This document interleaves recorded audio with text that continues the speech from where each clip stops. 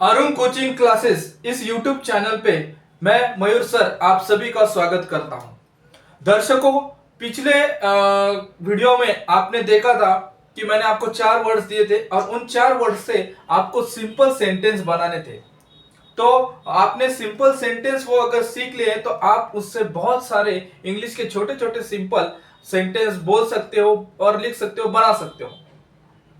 लेकिन अब हमारा नेक्स्ट इंपॉर्टेंट टॉपिक है, वो है वर्ब।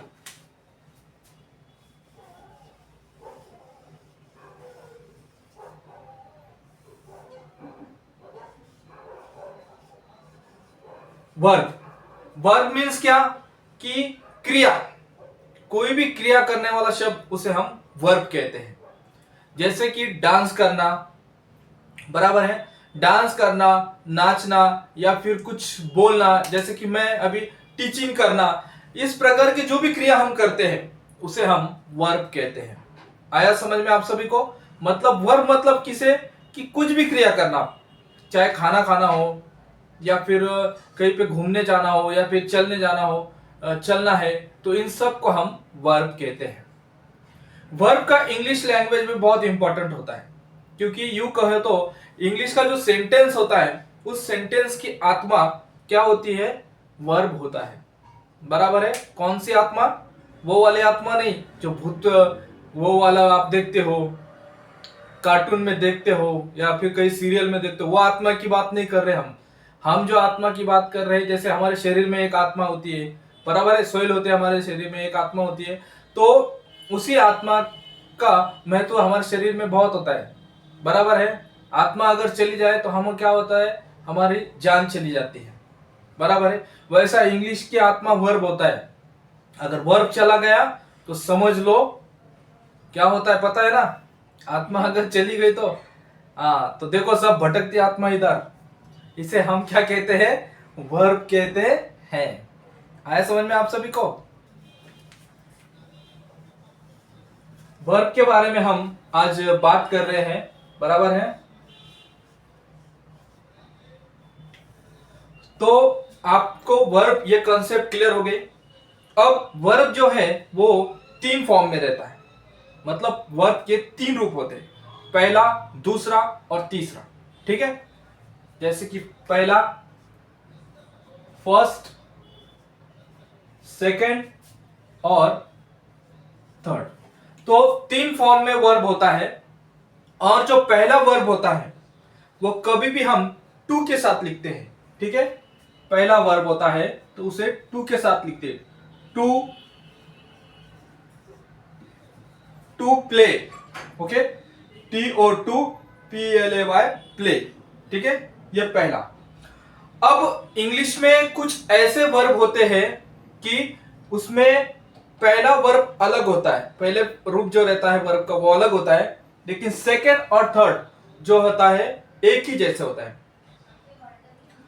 सेकंड और थर्ड जो होता है वर्ब वो एक ही जैसे होता है। जैसे कि टू प्ले, ठीक है, तो उसका क्या आएगा?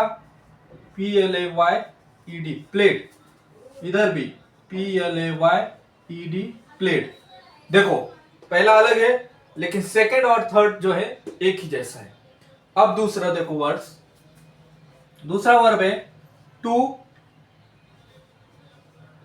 To ask. ठीक है? Ask, ask. ठीक है? मतलब इसमें क्या है कि सेकंड और सेकंड थर्ड जो भी वर्ब है वो कैसा है? एक ही जैसा है। ठीक है? लेकिन पहला अलग है। अब तीसरा देखेंगे वर्ब टू टेल। ठीक है? उसके बाद टोल्ड, इधर भी टोल्ड। ठीक है? चौथा वर्ब टू सेल, सोल। इस प्रकार से इंग्लिश में बहुत सारे ऐसे वर्ब होते हैं कि वो सेकंड और थर्ड फॉर्म उनका एक ही जैसा होता है।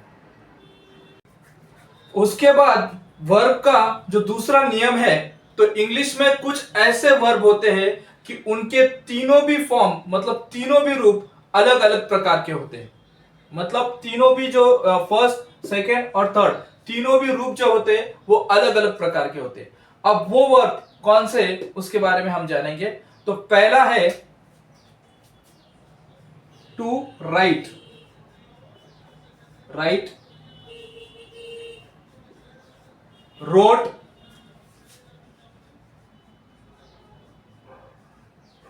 रिटर्न। ठीक है, पहला है to write, wrote, written. Write मतलब लिखना, ठीक है। दूसरा है go, to go, went, gone. ठीक है, तो इस प्रकार से क्या होता है कि to write, wrote, written, to go, went. ठीक है, और एक देखेंगे टू स्पीक। स्पीक का मीनिंग होता है क्या कि बोलना, उसका सेकंड फॉर्म में होता है स्पोक। ठीक है, और अगला देखो स्पोकन। ठीक है, तो इसमें देखो टू स्पीक, स्पोक, स्पोकन। ठीक है, टू स्पीक, स्पोक, स्पोकन, पहला, दूसरा, तीसरा। ठीक है, और उसके बाद टू टेक। ठीक है, सेकंड इसमें होता है टुक। टेकन का मीनिंग क्या होता है, मतलब टू टेक का मीनिंग क्या होता है कि रखना। ठीक है, टू टेक का मीनिंग होता है रखना। तो टू टेक, टुक, कुछ ऐसे वर्ब होते हैं कि जिनका पहला, दूसरा और तीसरा तीनों भी रूप एक ही जैसे होते हैं, मतलब एक समान होते हैं। तो वो वर्ब कौन से हैं उसके बारे में हम यहां पे जानेंगे। तो उसमें पहला वर्ब है टू कट। सेकेंड इसमें भी उसका रूप होगा कट, थर्ड में भी होगा कट। ठीक है, उसके बाद दूसरा पुट मतलब रखना, इधर भी पुट और इधर भी पुट। उसके बाद तीसरे नंबर का है बेट, मतलब कोई भी चैलेंज लगाना, बीट बेट, इधर भी बेट और इधर भी बेट। और लास्ट नंबर का है टू रीड, रीड, रीड और रीड। तो इस प्रकार के बहुत सारे वर्ब इंग्लिश में होते हैं, मतलब इसमें तीनों भी रूप उसके क्या होते हैं एक जैसे हैं। आप इन सब वर्ब को अच्छे तरीके से लर्न कीजिए और अरुण कोचिंग क्लासेस का ये जो यूट्यूब चैनल है इसको आप सब्सक्राइब कीजिए